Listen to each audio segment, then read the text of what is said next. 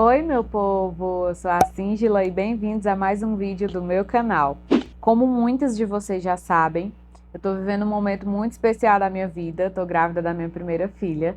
E como eu já comentei em outros vídeos, eu sou arquiteta, trabalho na área há alguns anos, tenho um escritório.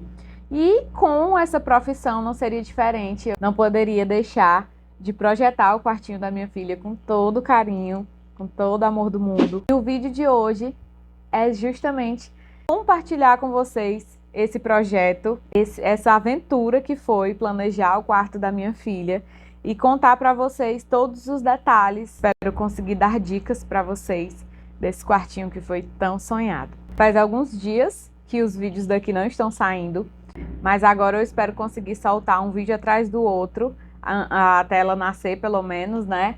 De tour, de andamento do quarto, como tá tudo, porque até então a gente estava muito ocupado planejando tudo, executando o quarto, preparando o enxoval, consultas, tudo. E agora que eu já cheguei nas 37 semanas, finalmente eu vou descansar, porque eu fiquei até agora sem parar, literalmente, trabalhando, ainda estava trabalhando, né, no escritório. Agora eu vou esperar a neném e entrar na licença maternidade, executando o quarto, organizando todo o enxoval. E aí, por conta disso, eu não estava conseguindo conciliar gravação, edição de vídeo com essa vida toda. Então, a partir de agora, eu espero conseguir realmente soltar esses vídeos atrás um do outro, se for preciso, para vocês conseguirem acompanhar como tá, né, o andamento de tudo, toda essa espera até a chegada da neném, que possivelmente ainda será agora em setembro. Então já se inscreve aqui no canal se você quer ver todos esses vídeos, se você quer acompanhar todos esses vídeos que vão sair atrás um do outro e não perder nada, se inscreve aqui no canal, deixa um like aqui nesse vídeo que o YouTube vai entender que você gostou desse conteúdo e vai te entregar os vídeos que eu postar futuramente. E também deixa aqui um comentário, lembrem-se de comentar aqui, porque isso também me ajuda e ajuda vocês também a receberem o meu conteúdo. Então, se você não tem o que comentar, deixa um coraçãozinho, deixa alguma coisa, um recadinho, que eu vou adorar responder todo mundo. Compartilha para quem você acha que gostaria de receber essas dicas de como planejar o quarto do bebê, quem está grávida, enfim.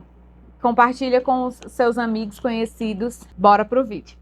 Todo projeto, quando eu vou iniciar a parte de concepção de projeto, a primeira coisa que a gente faz é o levantamento do espaço. Seja arquitetônico, seja interiores, a primeira coisa que a gente faz é fazer toda a medição do espaço para a gente ter digitalizado com o que a gente vai trabalhar. Aqui em casa não foi diferente. A primeira coisa que eu fiz foi o levantamento e a medição de todo o espaço do quarto da neném. Ele é um quarto que é muito fora do esquadro, então, como vocês podem ver, ele tem um lado maior e um lado menor em ambos os sentidos, transversal e longitudinal. Então, eu deixei as medidas aqui das partes maiores, né? Então, por consequência, as outras serão medidas menores, mas como foi só para exemplificar para vocês, só coloquei as medidas maiores. Era um quarto de área muito boa, ele tem 12 metros quadrados. Então é uma área muito boa, que dá para realmente trabalhar marcenaria, trabalhar todo um planejamento dentro desse quarto. Posterior a essa medição, o que a gente faz? Um estudo, um levantamento para saber o que o cliente, que no caso o cliente dessa vez era eu mesma, né, eu e meu marido, o que o cliente deseja que contenha dentro desse quarto. Então a gente estuda programa de necessidade, o que precisa ter dentro desse quarto, os gostos do cliente, então a gente vai para cores, né, estudo de colorimetria para ver quais cores ele gosta, quais elementos arquitetônicos ele gosta. E aí no caso foi essa parte a mais complicada. Por quê? Eu sou arquiteta, conheço uma infinidade de possibilidades que eu poderia colocar dentro do quarto da neném. Então, conhecer muitas possibilidades, ter esse leque tão aberto de possibilidades, foi muito complicado para mim, porque eu queria tudo. Eu queria ter tudo dentro do quarto da neném.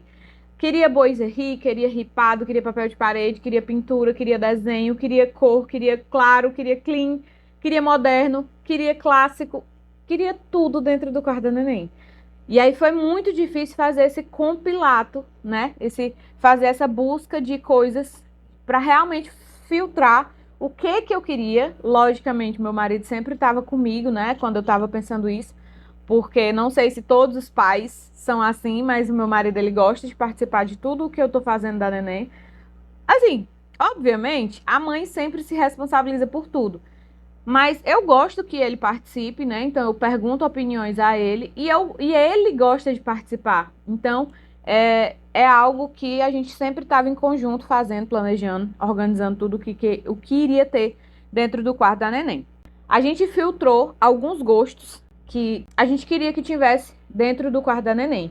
Então, primeiro de tudo, a gente chegou a um consenso que o que a gente queria era um quarto mais clássico.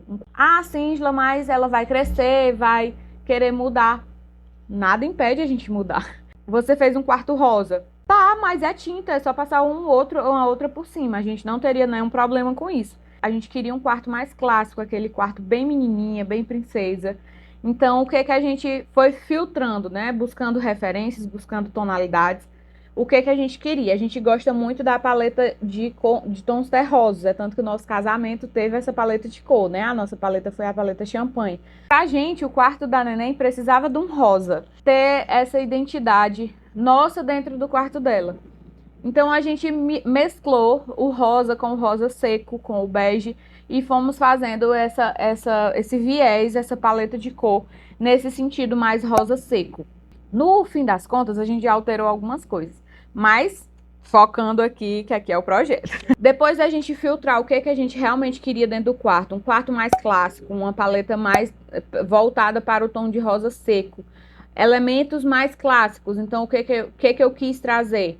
Bois Ris, Capitoné, Dossel, alguns elementos que trouxessem essa configuração clássica para dentro do quarto.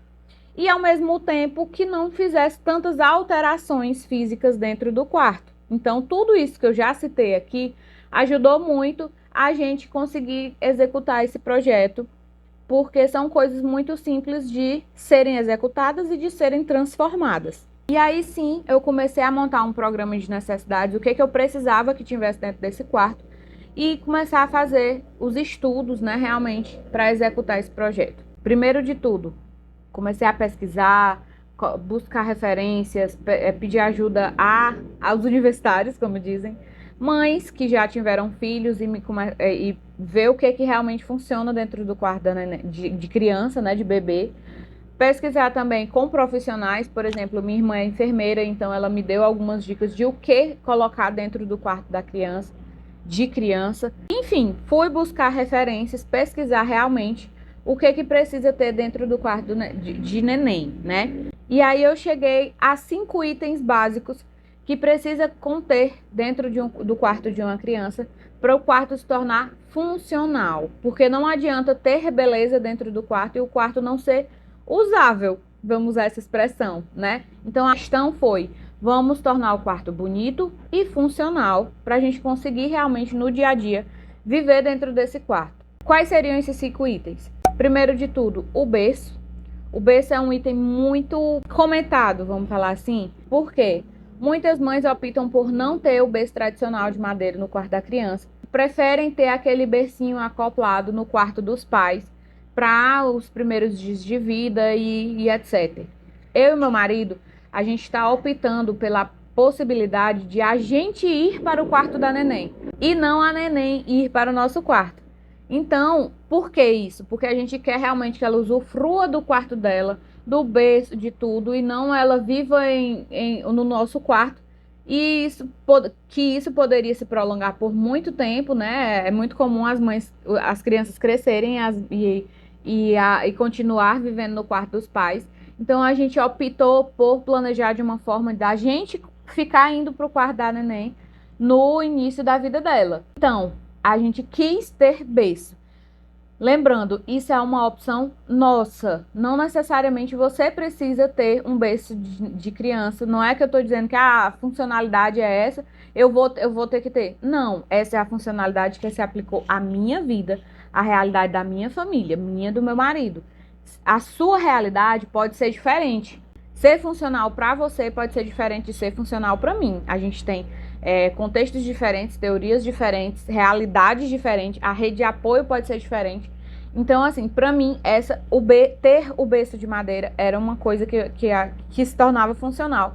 Algo que pode não ser para você. Então, o primeiro item dessa lista seria o berço tradicional dentro do quarto da neném.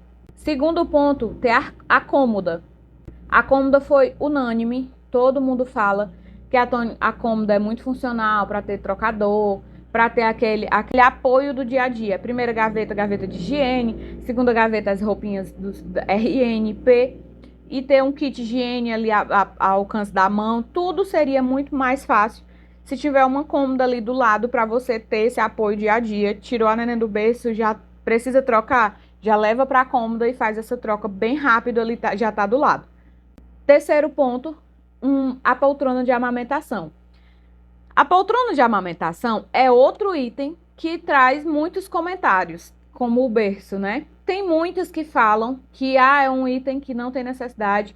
Você usa no máximo um mês, depois você está amamentando em todo local. E é um item caro, não tem necessidade, não vou investir. Certo. Mas em contrapartida tem outro olhar. Se você está planejando ter aquele momento ali para a sua criança, você sempre vai estar planejando um espaço mais confortável, amamentar em um local confortável, ter o espaço da criança, amamentar dentro desse espaço. A gente vai passar 1 hora, 2 horas amamentando, por que não ter uma poltrona confortável para ter esse momento com a criança? Se eu tenho uma poltrona confortável para ter esse momento com a criança, por que eu vou amamentar no sofá? Por que eu vou amamentar sentada na cama, encostada na parede, encostada na cabeceira, de forma desconfortável, se eu tenho uma poltrona de amamentação para ter esse espaço confortável? Então, na minha cabeça, faz sentido ter uma poltrona de amamentação. Vou tornar a repetir a mesma coisa do berço. Você pode não ter esse pensamento, mas para mim é algo que faz muito sentido. E como eu disse, cada projeto se adapta ao cliente. Próximo item, o guarda-roupa. Acho que é algo que a gente não precisa nem comentar tanto a funcionalidade de um guarda-roupa, né? É possível que você não precise ter um guarda-roupa grande para guardar tantas coisas para a criança. Compra um guarda-roupa pequenininho de 2, 3 portas ali só para você ter o apoio de colocar as roupinhas em uma cruzeta, por exemplo. Ter mais apoio para ter um estoque de fralda, se você fez chá de bebê, chá de fralda. Eu não fiz, mas se você fez, então ter aquele espaço maior para guardar a fralda e não ocupar tanto a cômoda pode ser um ponto legal. Cobertores que você não vai usar diariamente, em vez de deixar na cômoda e encher tudo, deixa no guarda-roupa e aí quando precisar pega. Enfim, ter mais esse espaço de apoio. Esse guarda-roupa foi algo que foi unânime, não vi tantos pontos negativos, então a gente optou por colocar. E por último, e não menos importante, uma cama de solteiro.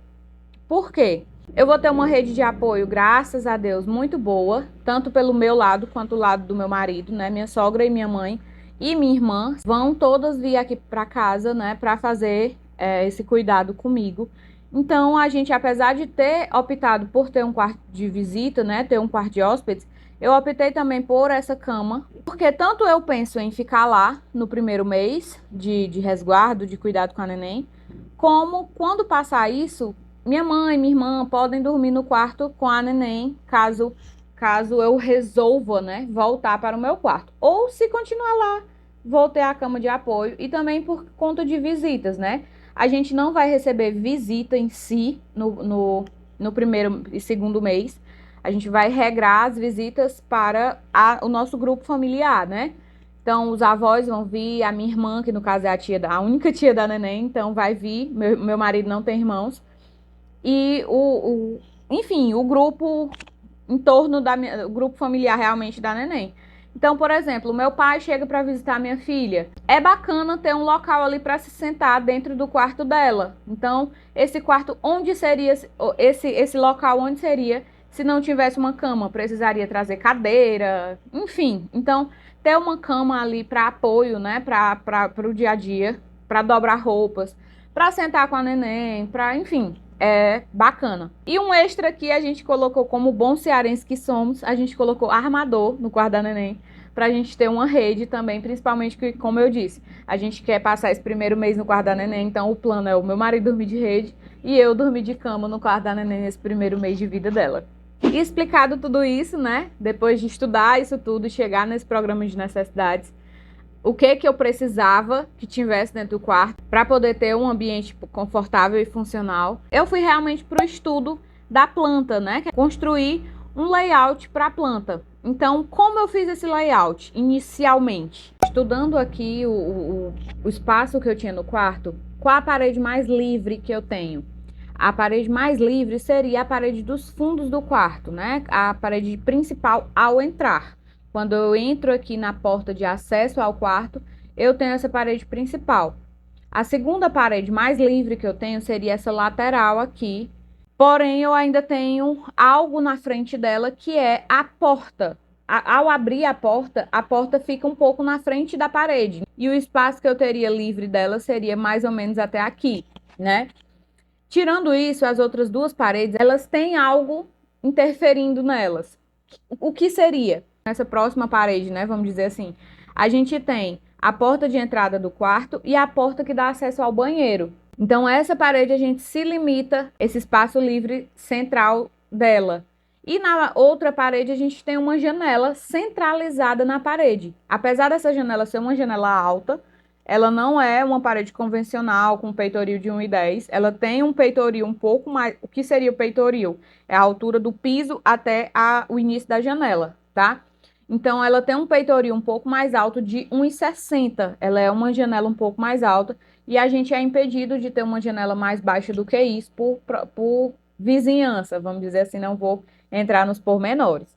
A gente se limita essas duas paredes mais úteis, vamos dizer assim, e depois, seguidas, a gente ter essa. Então, se a gente for lembrar do programa de necessidade, o que a gente precisa ter aqui dentro? Berço, cômoda, poltrona, guarda-roupa e cama. Então, primeiro de tudo, eu queria o berço 100% livre. Eu queria o berço que ele tivesse como se fosse uma cabeceira e ele pudesse ser circundado em todos os lados. Então, se eu fosse colocar um berço centralizado, eu precisava que esse berço fosse nessa parede principal, onde eu tenho ela 100% livre. Então, o que se criou aqui, né? Obrigatoriamente o meu berço ele precisava ser centralizado nessa parede. Posterior a isso, onde eu tinha outro maior espaço para me colocar a cama, que era outro item que precisaria estar encostado em uma parede, já que eu optei por o berço estar centralizado, a cama precisaria estar encostada na parede, para não ser dois itens centralizados no quarto. Então, onde eu teria outra parede maior para centralizar essa cama de solteiro? Nessa outra parede maior.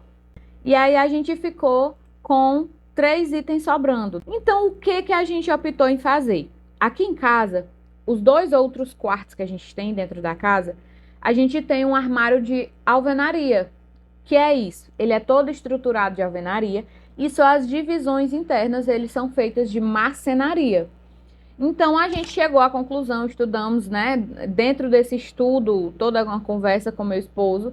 Nesse momento que eu estava planejando esse quarto, a gente já estava em obra dentro de casa, vocês viram aí nos vídeos anteriores. Se você não viu, vou deixar aqui os links e também aqui no card para vocês clicarem e depois irem assistir. Então, o que a gente optou? A gente optou por fazer aqui nesse quarto também um guarda-roupa embutido, um guarda-roupa de alvenaria. Ah, Cíngela, mas não é um gasto muito grande? É um gasto maior do que se eu fosse numa loja comprar. Mas foi algo que a gente optou, como eu disse, essa é a nossa realidade. Como a gente optou em fazer, tá? Então, é um guarda-roupa super durável, então a menina vai ficar adolescente, esse guarda-roupa vai estar em perfeito estado ainda. Então, não precisaria trocar, então a gente construiu um guarda-roupa para a vida dela. Não foi um guarda-roupa pensando só agora na fase de bebê.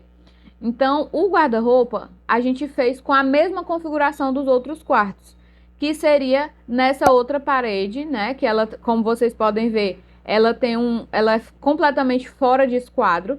Então, o guarda-roupa ficou na frente da porta do banheiro, então a gente passa por dentro do guarda-roupa para entrar para dentro da porta do banheiro. Então, a gente sobrou esses 2 últimos espaços para ter cômoda e poltrona de amamentação. Pela lógica, eu não quis colocar a cômoda embaixo da janela. Por quê? Porque essa criança, assim que ela chegar dentro desse quarto, ela vai ser uma recém-nascida, então ela não vai mexer em nada. Mas daqui um mês ou dois, ela já vai começar a puxar as coisas, ela vai começar a conhecer o entorno, né? 2, 3 meses, não sei, não, ainda vou entender isso. 3, 4 meses, ela vai começar a puxar o que tem ao redor dela. Ela vai começar a se incomodar com o que tem em torno dela. Se eu colocar embaixo da janela, a janela vai ter cortina.